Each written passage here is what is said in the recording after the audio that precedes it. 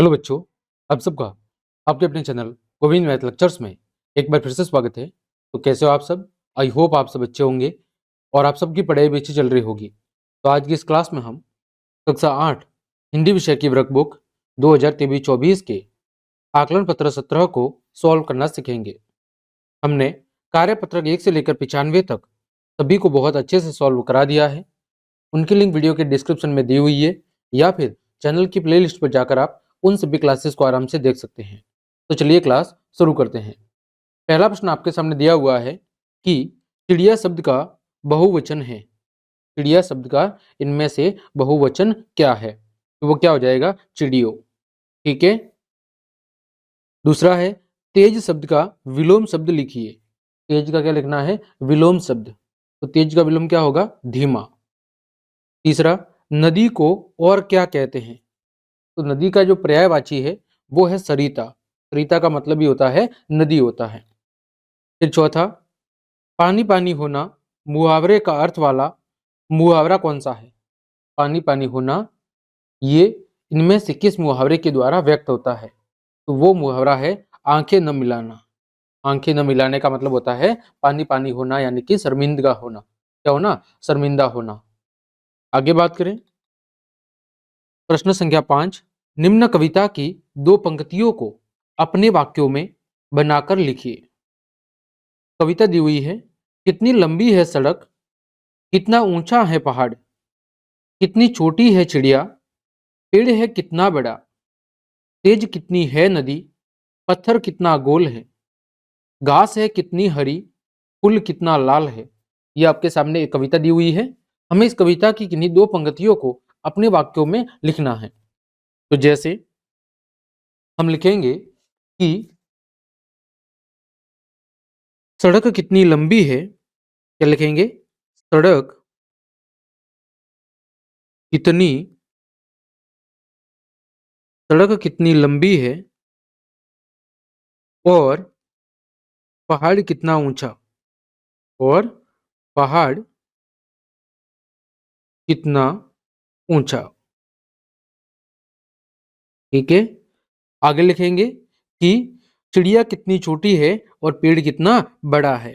आगे लिखेंगे कि और चिड़िया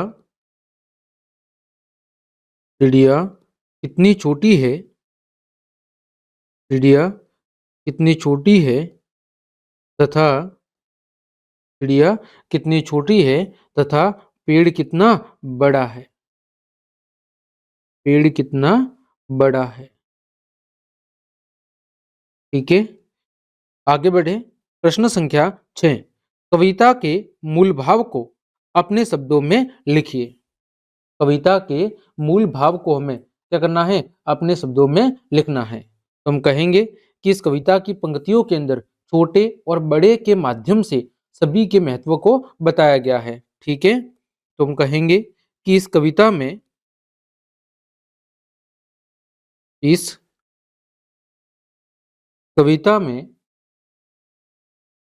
पंक्तियों के माध्यम से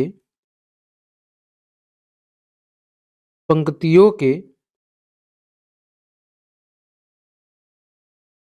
माध्यम से छोटे छोटे और बड़े में भेद को समझाया गया है। छोटे और बड़े में भेद को समझाया गया है समझाया गया है तथा तथा प्रत्येक के प्रत्येक के उचित महत्व, यानी चाहे छोटा हो अथवा बड़ा, प्रत्येक का कुछ न कुछ उचित महत्व है। तो तथा प्रत्येक के उचित महत्व के बारे में समझाया हुआ है। ठीक है। प्रत्येक के उचित महत्व के बारे में समझाया गया है, यानी कोई भी चीज चाहे छोटी हो वो बड़ी हो, प्रत्येक का कुछ न क्या है, कुछ न कुछ उपयोग है, वो कुछ न कुछ जगह जरूरी है। आगे बढ़ें, प्रश्न संख्या 7, कविता को आगे बढ़ाकर दो पंक्तियां लिखिए। इस कविता को आगे बढ़ाकर हमें क्या करनी है? दो पंक्तियां लिखनी है। जैसे हम लिख सकते हैं कि सूर्य कितना है चमकीला, बादल कितना काला है। हम लिख सकते हैं कि सूर्य कितना चमकीला है, सूर्य कितना है चमकीला, सूर्य कितना है चमकीला।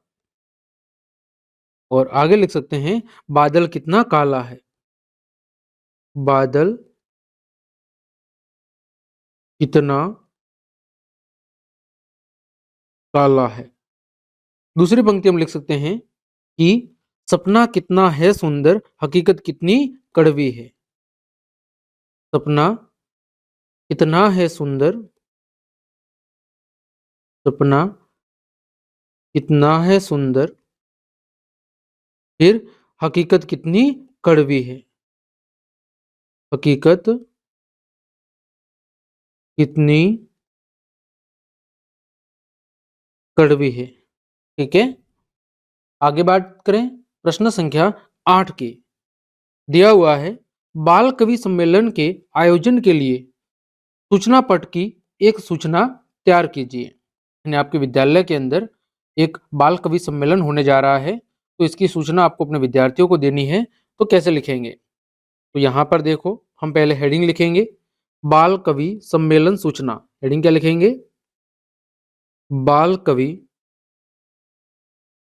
सम्मेलन सूचना 2024। ये हमने हेडिंग लिख दी। अब हम क्या करेंगे? इसके बारे में कुछ जानकारी देंगे। लिखेंगे सभी विद्यार्थियों को सूचित किया जाता है कि, आप चाहे तो इसके नीचे लाइन लिख खींच सकते हो ऐसे।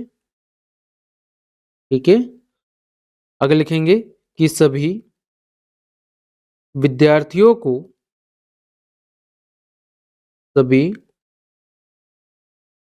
विद्यार्थियों को सूचित किया जाता है कि, सूचित किया जाता है कि हमारे विद्यालय में, हमारे विद्यालय में दिनांक 7/3/2024 को बाल कवि सम्मेलन का आयोजन किया जा रहा है। बाल कवि सम्मेलन का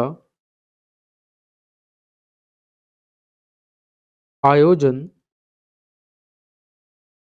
किया जा रहा है। ठीक है, इसमें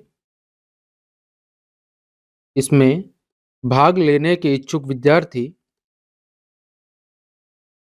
भाग लेने के इच्छुक में भाग लेने के इच्छुक विद्यार्थी अपना नाम, अपना नाम, सॉरी नाम लिखना है इधर, अपना नाम अपने कक्षा अध्यापक को लिखवा देवे, अपने कक्षा अध्यापक को लिखवा देवे। ठीक है, यहाँ पर आज्ञा से लिख देंगे संस्था प्रधान, यानी किसका ऑर्डर है? तो संस्था प्रधान का। आज्ञा से संस्था प्रधान। आगे बात करें प्रश्न संख्या 9 की। पहाड़, पेड़, नदी, पत्थर, पुष्प, वर्ण शब्दों में तत्सम और तद्भव शब्दों को अलग अलग करके लिखना है। अब देखो इसमें से तत्सम शब्द कौन से हैं? जैसे पुष्प, ठीक है, फिर वर्ण, नदी, ये कौन से शब्द हैं? तत्सम शब्द हैं, जो संस्कृत भाषा के शब्द हैं। वही बात करें तद्भव, जैसे पहाड़, पत्थर और पेड़, ये आपके तद्भव शब्द हैं। तो इस तरह बच्चों हमने आपके आकलन 17 के सभी प्रश्नों के उत्तर बहुत अच्छे से जान लिए हैं। उम्मीद करता हूं सभी प्रश्नों के उत्तर आपको अच्छे समझ में आए होंगे। तो क्लास देखने के लिए आप सभी का धन्यवाद। यदि आपको मेरी क्लास और मेहनत पसंद आई है तो फिर लाइक, कमेंट, शेयर और सब्सक्राइब जरूर करें। आज के लिए इतना ही। जय हिंद, जय भारत।